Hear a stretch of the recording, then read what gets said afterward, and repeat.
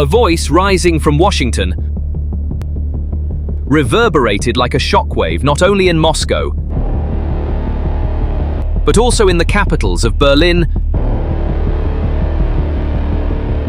Budapest, and Ankara. US President Donald Trump declared that his patience had run out and that he was now ready to write the rules of the game himself. He challenged both Putin and his own allies. This was not a routine diplomatic call, but a battle of wills. Trump's statements meant, it's either him or me. Thus, Mr. Trump's historic ultimatum to NATO directly targeted Germany, the economic engine of Europe, Hungary, the most dissenting voice in the alliance, and Turkey, the most complex player in the balancing act. The Kremlin's excessive war spending is consuming the budget, while inflation and labor shortages are putting pressure on the people. Most importantly, deprived of Western technology, Russian industry is losing its competitive edge in the long run and turning into a technological desert. It is caught in a spiral of stagnation that is inward-looking, inefficient, and has no future. This is precisely where Trump's ultimatum comes into play. Trump's anger is focused most intensely on 3 NATO allies. Each has different, but, in their view, valid reasons for maintaining relations with Russia. The first name targeted by US leader Trump is Turkish President Erdogan. Erdogan is generally known as a masterful balancing act on the global stage. Turkey's position is perhaps the most complex and multi-layered. On the one hand, Turkey possesses one of the strongest NATO fleets in the Black Sea. It influenced the course of the war by selling game-changing weapons, such as Bayraktar-armed UAVs to Ukraine, and blocked the passage of Russian warships into the Black Sea by enforcing the Montreux Convention. These steps are concrete support for Ukraine's sovereignty. However, on the other side of the coin, Turkey has deep and indispensable economic ties with Russia. Turkey imports a significant portion of its natural gas from Russia. The Russians are building the Akkuyu nuclear power plant. Millions of Russian tourists visit Turkish shores every year, and there is a trade volume of billions of dollars between the two countries. Turkey's crude oil imports in June reached their highest level since November 2023, with Russian imports hitting record levels. Monthly official data published in 2025 showed that Russian crude oil passing through Turkey's customs was equivalent to 711,000 barrels per day. This translates to 25 to 30 million tons of oil shipped to Turkey annually and 34 billion euros in profits for Russia. On the other hand, Turkey, which is not a member of the EU, is not participating in Western sanctions. Ankara's argument is based on a strategy of balance and mediation. We are a NATO ally that fully supports Ukraine's territorial integrity. However, we are also the only actor that can talk to Russia, mediate agreements such as the grain corridor, and keep the door to peace open.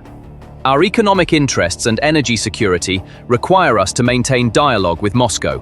We are not choosing sides. We are choosing regional stability and Turkey's national interests. Although the balancing act implied in these complex statements sometimes raises questions in the West, Ankara sees it as a rational necessity. The second name on Trump's list is German Chancellor Friedrich Merz. The US leader's description of Mr. Merz as reluctant to impose sanctions against Russia has been widely discussed in recent days. The reason for this is quite noteworthy. Germany is the industrial engine of Europe. Although Berlin has taken massive steps to reduce its dependence on Russian gas since the start of the war, its economy still needs competitively priced energy. From Berlin's perspective, Trump's demand is almost a call for economic suicide. This is because Germany imported approximately 21,270 metric tons of oil and petroleum products from Russia in May 2024, increasing the import volume of this commodity group compared to the previous month. An abrupt halt to Russian oil and LNG purchases could bring the entire German industry, from giant chemical factories like BASF to SMEs, to a standstill. This would mean mass unemployment and a deep recession. Chancellor Merz and his government's argument is quite clear and pragmatic.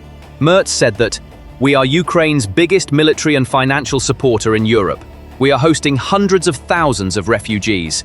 But Europe's stability depends on Germany's economic stability. If we throw our own economy into the fire, we will also destroy our capacity to help Ukraine in the long term. Our goal is to strategically weaken Russia, not to plunge Europe into economic chaos." For Berlin, this is an attempt to strike a delicate balance between moral stance and economic realism. These statements actually reveal some clues as to why Trump is targeting Germany. The US administration expects Berlin to take much tougher steps against the Kremlin. Mr. Merz is concerned about this. The third name on Donald Trump's target list is Hungarian Prime Minister Viktor Orbán. It is argued that Mr. Orbán is a dissenting voice within the EU and is geographically isolated. This makes Hungary's situation even more unique. Viktor Orbán has long been known as the leader advocating the most moderate policies toward Russia within the EU and NATO. However, this situation is not solely based on political preference. Hungary is a country almost entirely dependent on Russian oil and gas pipelines due to its geographical location. Alternative pipelines from the Adriatic are not yet of sufficient capacity, and there is no access to LNG terminals. Hungary became the largest importer in June, purchasing €356 million worth of Russian fossil fuels. This import included €165 million worth of crude oil and €191 million worth of pipeline gas. Budapest's official argument is one of survival. This is not an ideological issue for us, it is a physical necessity. We need Russian energy to keep our factories running and our homes warm. We condemn the aggression, but we cannot cut off our country's energy lifeline with our own hands. Orbán's pragmatic rhetoric, combined with his close political ties to Putin, is creating deep mistrust in the West. However, for Budapest, this is primarily seen as a matter of national interest and energy security. Now, following the approach of these three countries, it is time for the US to return to EU policies against Russia. Perhaps Trump truly believes that this is the only way to deliver the final and fatal blow to the Russian economy. Perhaps this situation is a reflection of his classic America First policy, an attempt to shift more of the economic burden of the war onto Europe's shoulders. Or perhaps it is a ruthless bargaining tactic used to extract concessions from Europe in other areas, such as trade or defense spending. Whatever the reason, the consequences could be dangerous. If Trump insists on his ultimatum and imposes secondary sanctions or tariffs on European companies that continue to buy Russian oil, it could trigger a devastating trade war between the two sides of the Atlantic. This situation could create a deep rift within NATO, which would most benefit Putin. It could even drag Europe into a recession, making it impossible for them to sustain their financial and military support for Ukraine in the long term. Thus, Donald Trump's ultimatum has brought the Western alliance to a crossroads. At this crossroads, the future of the Western alliance hangs by a thread. Trump's unilateral moves may have brought the alliance to a breaking point, but what if that breakup doesn't happen? What if Europe, accepting the deep economic and social upheavals it will experience internally, listens to this harsh voice from across the Atlantic? Then the doors to a second and perhaps much more chaotic scenario will open. This is the scenario where Europe accepts Trump's ultimatum, imposes a total embargo on Russian oil and gas, and subjects the Kremlin to an all-out economic strangulation operation. This is an extremely risky move that aims to completely neutralize Putin's energy weapon, but at the same time would fundamentally alter the global energy map and geopolitical balances. On the other hand, if Europe pushes the button, the Kremlin's Plan B could kick in. Let's imagine. Under this scenario, the historic decision would likely be made in Brussels after an emergency summit lasting until midnight. German Chancellor Merz will accept this bitter pill, despite the risk of setting his country's industry on fire, in order to preserve NATO unity and avoid a trade war with Washington. Hungary will be offered special guarantees and financial support packages, and a separate diplomatic mechanism will be established with Turkey. And in the continuation of the scenario, the European Union will decide, for the first time in its history, to completely halt all crude oil and LNG imports from the Russian Federation within a specific timeline. This is, of course, the scenario Trump wants. If such news emerges, the situation will change dramatically. When this news reaches Moscow, the initial reaction in the Kremlin will undoubtedly be shock and denial that it is a bluff. However, once the seriousness of the decision is understood, this shock will give way to an existential economic crisis and a frantic rush to implement a Plan B. The Kremlin's Plan B is not a new strategy. It is a steroided, urgent, and desperate version of the turn to the east policy that has been in effect since the beginning of the war.